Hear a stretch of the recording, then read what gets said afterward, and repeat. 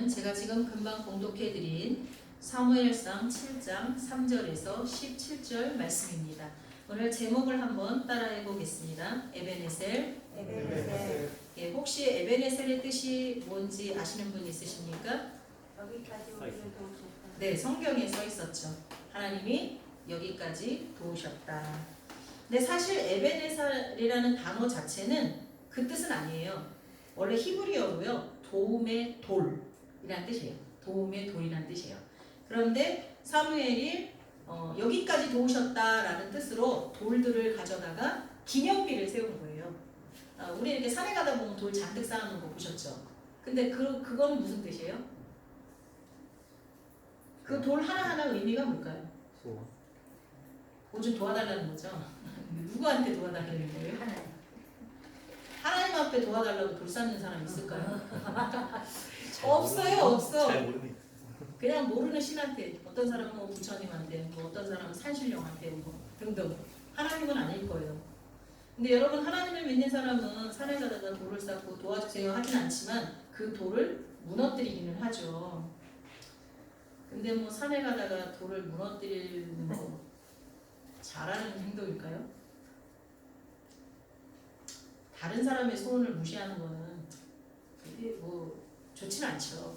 근데 설사 그런 정도까지는 뭐 할 수 있다고 쳐도 어떤 사람이 그 대통령궁을 이제 오픈했잖아요. 그랬더니 그 뒤에 한 번도 민간인들이 들어가지 않던 곳으로 이제 산책길이 있는데 거기 가다가 이렇게 오래된 우리나라 문화유산이 있었나 봐요. 그리고 거기에 뭐 이렇게 소원을 빌면서 이렇게 돈을 넣는 그 통도 있고 그걸 발로 뻥 찼는데 그게 뉴스에 기독교인이라고 나왔더라고요.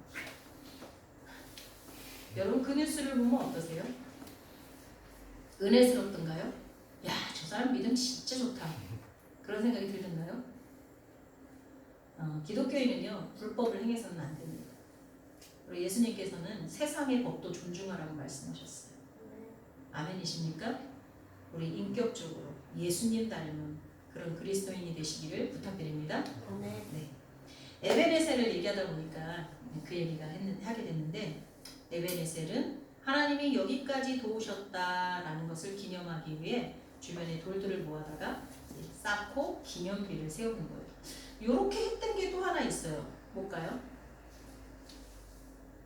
이스라엘 백성이 출애굽해서 홍해를 건너고 요단강을 건널 때 제사장들이 언약궤를 메고 거기에 중간에 딱 서니까 물이 싹 갈라졌죠. 그래서 모든 사람이 다 지나가고 난 뒤에 거기 그 강바닥에서 어떻게 했어요?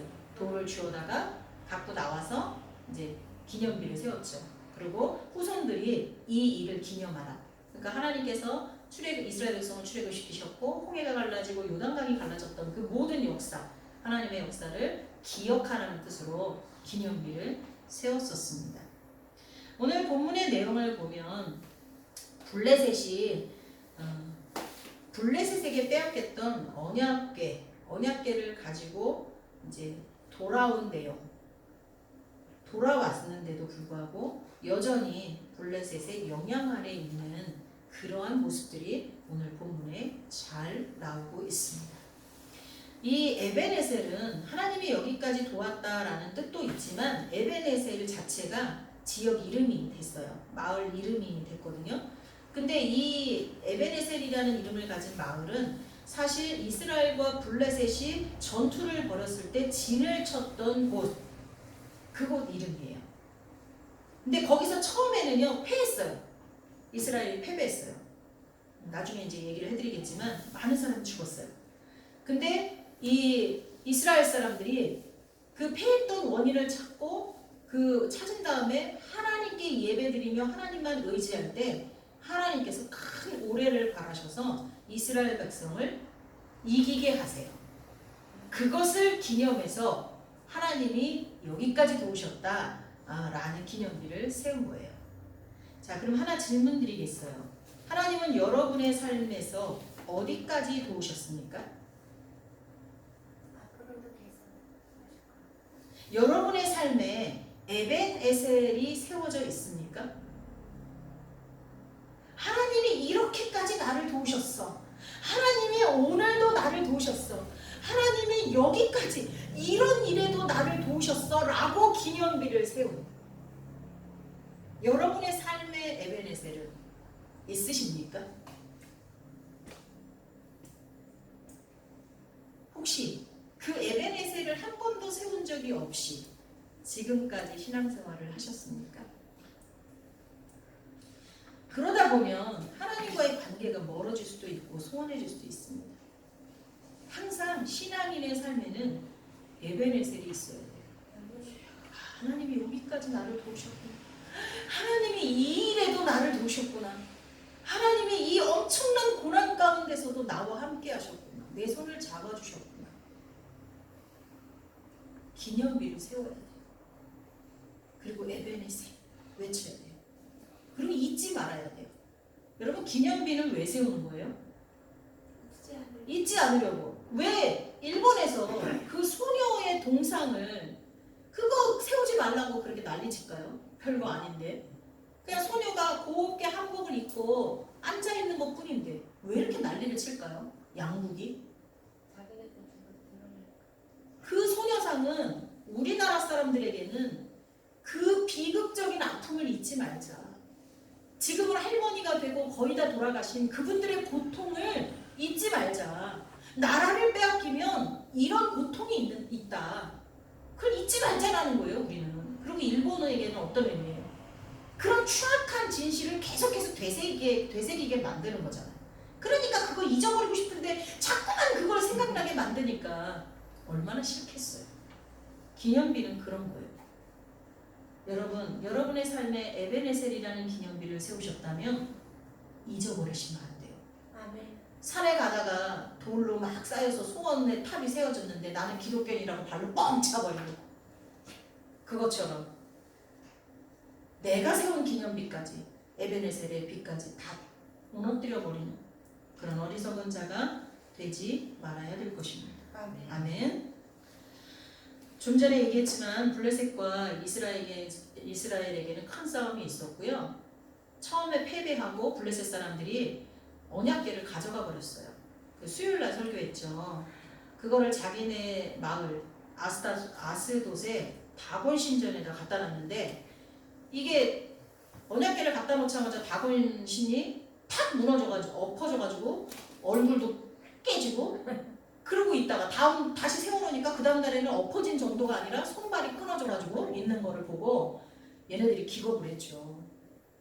그리고 그걸로 끝난 게 아니라 악한 독종이 사람들마다 일어나서 막 다 죽어나가는 거예요. 야, 이거는 아무래도 이 언약궤 때문이다 생각하고 언약궤를 돌려보냈죠. 근데 한 번에 돌려보낸 게 아니라 다른 지역으로 옮겼어요. 좀 만만한 지역으로, 가드로. 그랬더니 가드에도 똑같은 재앙이 벌어져요. 그 가드 사람들이 기겁을 하죠. 다시 그걸 에그론으로 가요. 에그론은 제발 보내지 말라고 안절부절하면서 막 하는데도 결국 힘이 없으니까 받았죠. 근데 에그론에도 똑같은 재앙이 있어요. 그러니까 에그론 사람들이 이제 더 이상 안 돼요.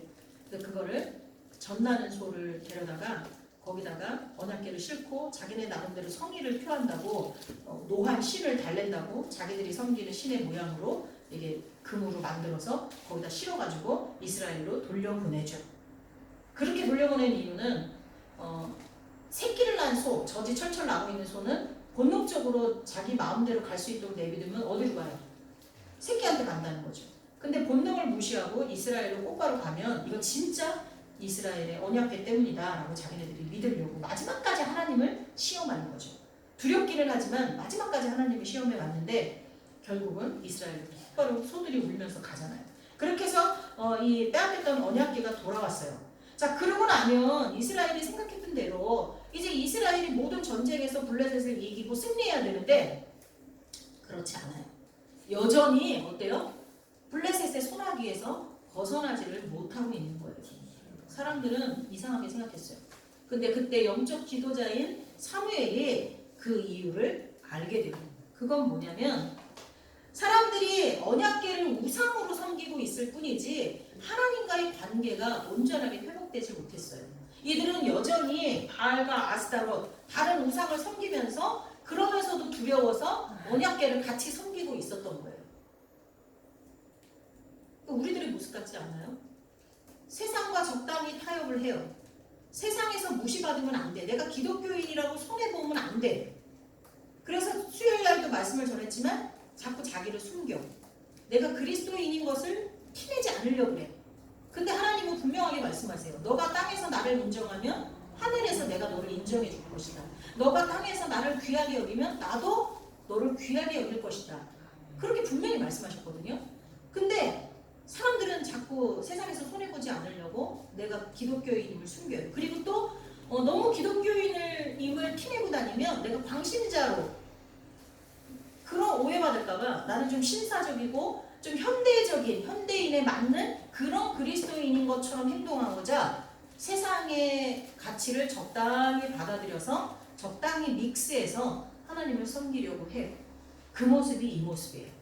이들도 바알도 농경의 신인 바알도 섬기고 다산의 시신 아스타롯도 섬기고 그러면서 두려운 하나님도 섬기고 지금 이렇게 되고 있는 것을 사무엘이 발견하게 됐어요.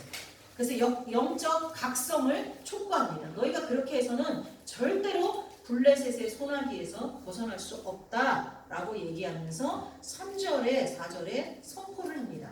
사무엘이 이스라엘 온 족속에게 말하여 이르되 만일 너희가 전심으로 여호와께 돌아오려거든 이방신들과 아스다롯을 너희 중에서 제거하고 너희 마음을 여호와께로 향하여 그만을 섬기라.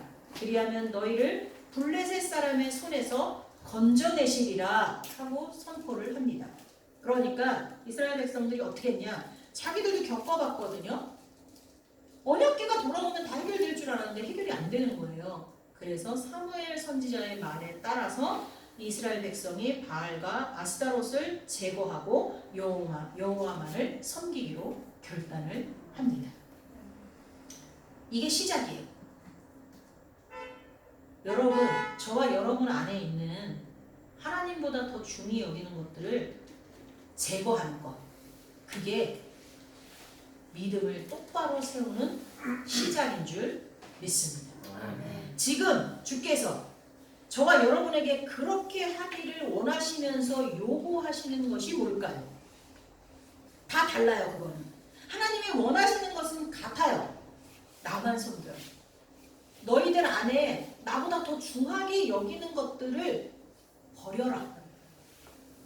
그건 똑같아요. 근데 그 중하게 여기는 건 우리마다 다르잖아요. 그러니까 하나님이 지금 이 시간 여러분에게 원하시는 것은 뭐예요? 이스라엘 백성에게는 바알과 아스타롯을 버리라 했거든요.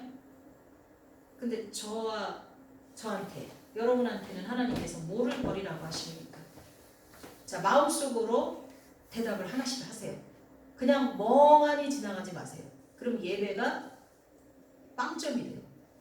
생각하세요. 하나님이 나한테 뭘 제하라고 하십니까? 아니, 제하라고 하는 게 없다면 나한테 지금 요구하시는 게 뭔가? 너는 이것부터 해라 하고 요구하시는 게 뭔가? 저는 생각했어요. 자, 이 시간에 나의 결심을 확고히 하고자 대중 앞에서 내가 말하겠다고 하시는 거예요. 우리 박성현 집사님. 성령을 구하라. 네? 성령을 구하라. 성령을 구하라. 성령을 구하라. 그러니까 기도하라는 거를 먼저 요구하시는 거죠. 네, 기도하라고. 뭐 기도는 하고 있는데 성령 구하는 거를 좀 안 하고 있었거나 소홀히 했을 수도 있고 어쨌거나. 그러면 혹시나 이거를 버려라 하는 쪽. 자, 그거는 마음속. 우리 김나님 쌤. 사람과의 관계를 보면 사람과의 관계 너무 이렇게 포괄적인 사람을 의지하는 거? 네, 사람을 의지하는 것을 버려라. 네, 집사님. 나의 방법을 버려라. 나의 방법, 사람을 의지하는 것, 그리고 내가 고집하고 있는 내 방법을 버려라. 네, 이런 것들을 먼저 요구하실 수 있죠. 버려라 요구하실 수도 있고 뭐를 해라 먼저 이렇게 요구하실 수도 있습니다. 자, 그것들에 대해서 이스라엘 백성이 순종한 것처럼 저와 여러분도 순종하시기를 예수님의 이름으로 축복합니다. 아멘. 자, 그리고 난 다음에 그것도 부족해서요. 사무엘이 어떻게 했냐면 1번은 먼저 영적 각성을 한 건 각자예요. 각자. 지금 말하시지 않은 분들이 더 많잖아요. 그러니까 각자 하나님께로부터 들리는 음성에 따라 순종하라는 거예요. 근데 그것 갖고는 안 되겠어요. 그래서 사무엘이 어떻게 했냐면 모든 사람을 미스바에 다 모이게 했어요. 그리고 금식을 선포했어요. 자, 이제부터 속에서 너희가 각자 결단한 게 있고 하나님께 음성을 받고 순종하려고 하는 게 있을 거다. 근데 그것만으로 안 되겠다. 자, 이제 우리가 다 모였으니까 오늘 하루 종일 금식하고 여기서 같이 기도하자. 회리 기도하자. 이렇게 선포를 합니다. 그게 5절에서 8절에 나오고 있습니다. 사무엘이 이르되 온 이스라엘은 미스바로 모이라. 내가 너희를 위하여 여호와께 기도하리라 하매 그들이 미스바에 모여 물을 길어 여호와 앞에 붓고 그날 종일 금식하고 거기서 이르되 우리가 여호와께 범죄하였나이다 하니라. 사무엘이 미스바에서 이스라엘 자손을 다스리니라. 거기서 하루 종일 같이 금식하면서 예배드렸다는 거예요. 우리도 한번 그래봤으면 좋겠어요. 아침부터 밤늦게까지 모여서 금식하면서 기도해 봤으면 좋겠어요. 그러면 우리 교회가 엄청난 부흥이 생길 것 같아요. 여기서 놀라운 막 영적 기적이 막 일어날 것 같아요. 개인적인 문제들도 해결되고 질병도 치료되고 우리 교회도 이전하게 되고 여기로 몰려드는 게 베드로가 한 번 설교했을 때 3,000명 이상이 회개하고 돌아온 것처럼 그런 역사가 일어날 것 같아요. 근데 그럴 용기가 지금 없죠. 하나님께 맡깁니다. 자, 그런데 말입니다. 그때 그들을 가만두지 않아요. 우리가요, 뭔가 하나님이 기뻐하시는 걸 결단하잖아요. 그러면 마귀가 가만두지 않아요. 오랫동안 예배 안 나오다가 예배를 나오려고 딱 결단을 하면요, 정말 중요한 일들이 막 생겨요. 그리고 그것도 물리치고 예배에 나오잖아요. 그러면 그날따라 설교가 되게 기분 나빠. 목사님은 그 새로운 사람을 위해서 준비한 게 아니잖아요. 왜냐면 새로운 사람이 올 줄도 몰랐잖아요. 목사님은요, 그냥 준비한 거예요. 그리고 대부분의 설교는요, 목사 자신이 먼저 은혜 받으려고 설교하거든요. 목사가 겪은 거, 그게 내용이 될 때가 태반이에요. 솔직히 말해서. 그런데 목사 마음속에는 내가 받은 은혜가 어떻게 되기를 성도들에게 동일하게 있기를 바라서 설교를 하는 거죠. 그래서 어떻게 보면 그 설교를 들으면서 저거 나보러 하라는 소리지가 아니라 목사님이 저런 상황 가운데서 저런 은혜를 받으셨구나, 먼저 받았구나, 이렇게 생각하는 게 더 어떻게 보면 근접한 거예요. 근데 진짜 모처럼 나갔는데 어떤 집사님이 남편을 아주 전도하고 그냥 오랫동안 하다가 남편이 하도 부인이 지겹게 그러니까 그래 내가 한 번은 나가주마 하고 이제 나갔어요. 따라 나갔어요. 그리고 이 부인은 엄청 기도했어요. 하나님, 오늘 설교가 우리 남편에게 막 은혜가 되게 해주세요. 하나님, 우리 목사님이 우리 남편 시험에 들 만한 설교는 하지 마세요. 제발.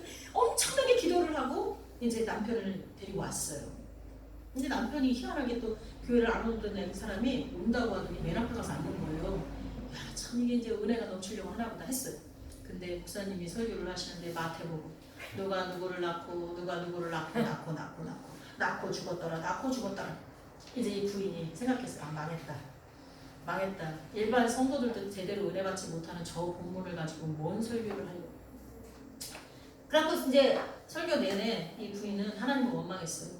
내가 각고의 노력 끝에 이 남편을 데리고 왔는데 어떻게 이럴 수가 있습니까? 하나님 나를 배신했습니다. 막 너무 실망스러웠어요. 근데 집에를 딱 갔어요. 이 부인은 입이 다 빨라왔어요. 근데 남편의 눈치를 보니까 남편은 안 그래요. 되게 뭔가 이렇게 표정이 좋아요. 근데 딱 집에 돌아가더니 남편이 저 문 좀 닫아주시겠어요?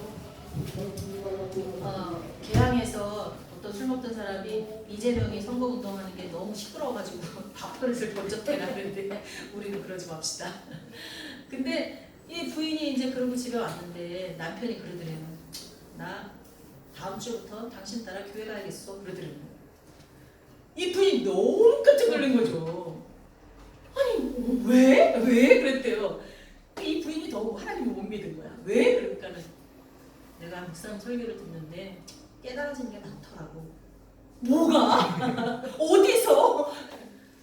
사람이 태어난 다음에 죽어. 생각했지. 죽으면 어디로 갈까? 딱히 생각나는 데가 없더라고 나는. 근데 당신은 천국 간다며. 나도 천국이 날 것 같아.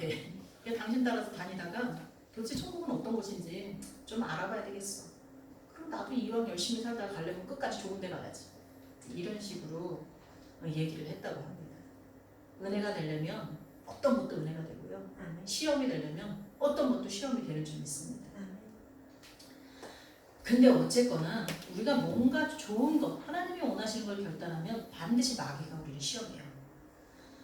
근데 이때도 이들이 진짜 미스바에 모여서 완전히 금식하면서 죄를 자백하고 기도하려고 하는 성령의 역사가 이제 일어나기 직전인데 블레셋이 쳐들어옵니다. 블레셋에게는 너무 좋은 거예요. 이스라엘 백성이 한 군데 모였대요. 그리고 그것도 전투를 준비하는 게 아니라 뭘 한다고요? 기도하러 모였대요. 무방비 상태예요. 이때 이스라엘을 치려고 하나님. 옵니다. 근데 여러분 아시죠? 하나님 가만히 두실까요? 이스라엘은 손 하나 까딱 안 하고요. 하나님이 다 해결하세요. 강한 우레를 보내셔서 다 멸하십니다. 여러분 제가요 여기 저녁마다 8시에 와서 기도하고 10시까지 하고 뭐 7시에 오면 9시 반까지 하고 막 이렇게 기도를 하는데 기도를 하고 있는데요. 그날따라 하나님께서요 강력하게 핸드폰을 끄고 나에게만 집중해라 그러시더라고요. 제가 기도 시간에 핸드폰을 잘 보진 않지만 2-3시간 있으면 그게 다 기도하진 않고 성경을 보면서 할 때도 있거든요. 그래서 이제 무음으로 해놓거나 이제 진동으로 해놓는데 그날은 그런 게 오는 거예요. 그래서 순종해서 핸드폰을 끄고 그리고 기도에 집중을 했어요. 근데 사실 핸드폰을 끄지 못했던 게 사건 사고가 우리 교회에 많았거든요. 학생들이 많다 보니까 그래서 그걸 못 끄고 있었어요. 근데 그날은 이제 껐어요. 끄고 나서 이제 그날따라 더 은혜가 되는 거예요. 하나님 앞에 순종을 먼저 했으니 얼마나 은혜가 되겠어요. 막 성령의 충만함을 받았어요. 그러고 나서 핸드폰을 탁 키니까 전화가 수십 통이 와 있는데 그게 다 우리 학생들의 부모들한테 와 있고 뭐 모르는 전화가 와 있고 막 와 있는 거예요. 그래서 가장 친한 학부모님한테 전화를 했죠. 목사님 왜 전화를 지금 받으세요? 우리 애들이 소사지구대에 다 잡혀가 있는데 목사님하고 연락이 안 돼갖고 어쩌고저쩌고 막 그러는 거예요. 그래서 어떻게 됐냐 그랬더니 다 해결됐대요. 하나님이요 제가 기도에 집중하게 하시고 거기에서 있는 일을 하나님이 다 해결하셨어요. 아멘. 근데 내가 만약에 거기 갔다면 제 얼굴 팔리겠죠. 지구대 사람들은 저 잘 모르거든요. 이 본서 앞 사람들은 많이 알지만 근데 저 얼굴도 모르는 사람들한테 다 얼굴 팔리고 그 중에 한두 명이 어머 경목실장님이세요? 그러면 이제 하나님 망신이고 그렇게 될 뻔했는데 하나님 그 안에 제 전화를 막으시고 싹 다 해결해 놓으신 거예요. 하나님 앞에 예배하고 있는지 하나님을 의지하고 있는지 하나님이 지키시는 줄 있습니다. 아멘. 그리고 그렇다고 해서 우리가 이렇게 드리는 예배 시간만 얘기하는 게 아니에요. 예배라는 건 워십, 서비스 하나님 앞에 엎드리는 거예요. 아멘. 하나님께 서비스하는 거예요. 하나님만 섬기는 거예요. 서비스하는 사람이 어떤가요? 식당에 가면요. 진짜 고급 식당에는요. 서비스하는 종업원들이 옷도 다 정복으로 입고요. 그 다음에 서비스를 할 때는 자세를 어떻게 하죠? 완전히 낮춰서 그 서비스를 받는 대상자보다 자기가 높지 않게 자세를 낮춰서 서비스를 합니다. 왜 예배를 워십, 서비스라고 했을까요? 주님 앞에 낮추는 거거든요. 내 삶에서 예배가 계속되고 있다면 한순간도 눈 떼지 않고 우리를 보호하시는 줄 믿습니다. 아멘? 그리고 한 가지 여기서 우리가 더 배워야 될 건 지혜로운 성도의 자세입니다. 여기 블레셋이 쳐들어왔을 때 백성들도 기도했지만 백성들이 사무엘 선지자에게 요구한 게 있어요. 뭔가요? 8절에 보면 이스라엘 자손이 사무엘에게 이르되 당신은 우리를 위하여 우리 하나님 여호와께 쉬지 말고 부르짖어 우리를 블레셋 사람들의 손에서 구원하시게 하소서. 여러분 지혜로운 성도는요 자기도 기도하지만 영적 리더자에게 기도를 부탁하는 사람이에요. 자 하나 물어보겠어요. 제가 기도를 쉬고 있다는 얘기를 강대상에서 몇 번 한 적이 있었어요. 그때 불안하셨던 분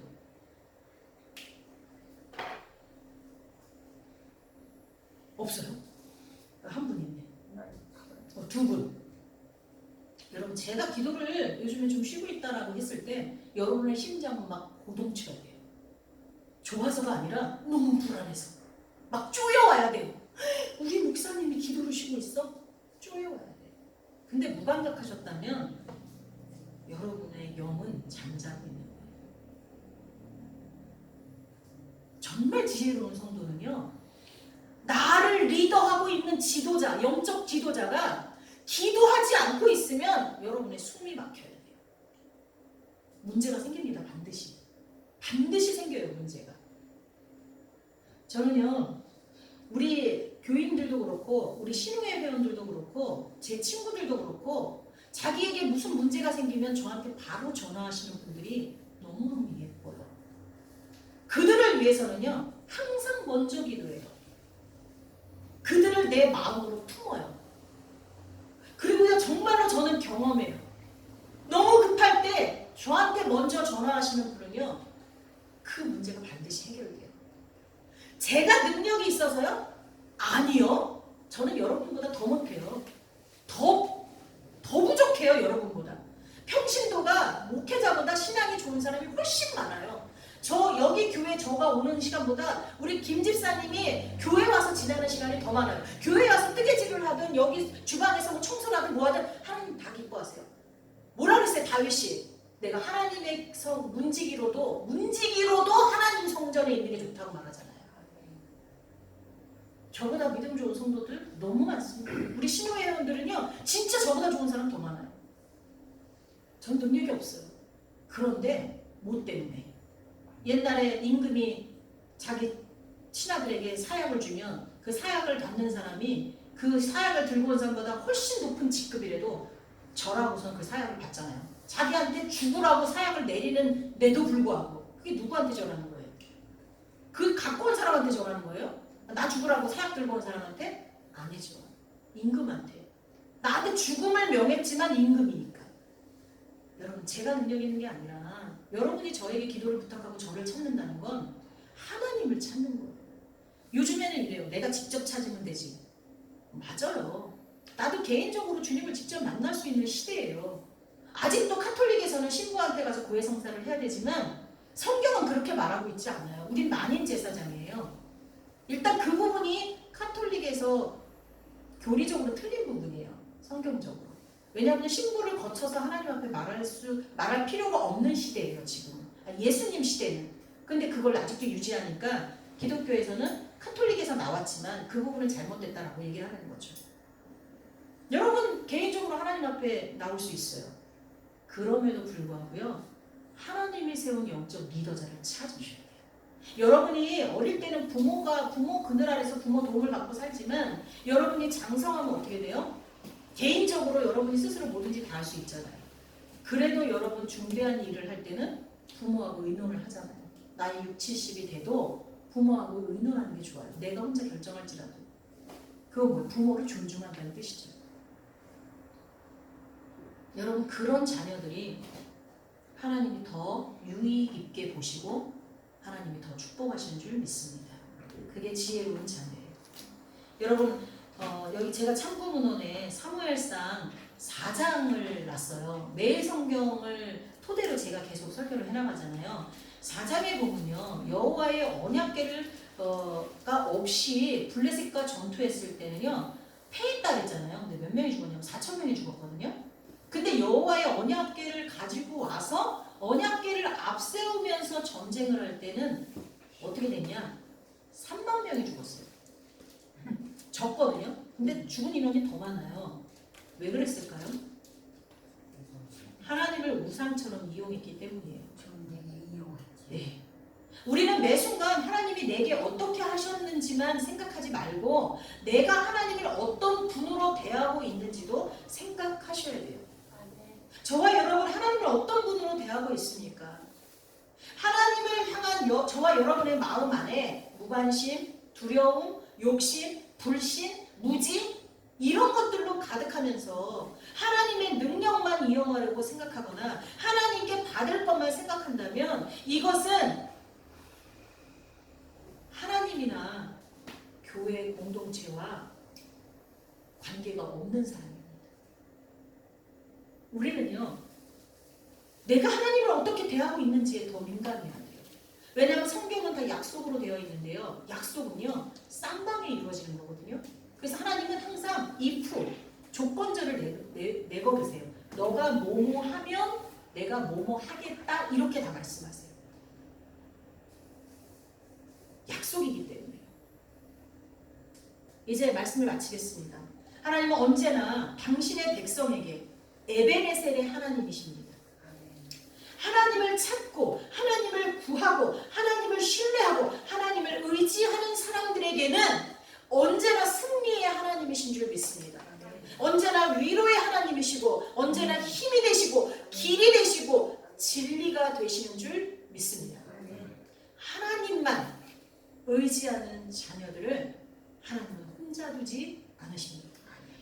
28장 20절에 내가 너희에게 분부한 모든 것을 가르쳐 지키게 하라. 볼지어다 내가 세상 끝날까지 너희와 항상 함께 있으리라. 요한복음 14장 18절 내가 너희를 고아와 같이 버려두지 아니하고 너희에게 오리라. 기도하겠습니다. 사랑하는 하나님, 오늘 사무엘상 말씀을 통해서 하나님을 우상으로 여기지 않고 하나님을 나의 이익의 수단으로 여기지 않고 하나님을 나의 위로의 수단으로 여기지 않고 오직 하나님을 찾고 하나님을 구하고 하나님만 의지하고 하나님만 따르는 백성이라면 하나님이 언제까지나 영원토록 지키시고 보호하시고 우리의 피할 바위가 되시고 은신처가 되어 주신다는 것을 말씀을 통해 깨달았습니다. 하나님 감사합니다. 그런 하나님을 신뢰합니다. 우리의 믿음이 부족하다면 우리에게 믿음을 채워 주옵소서. 예수님의 이름으로 기도하옵나이다. 아멘.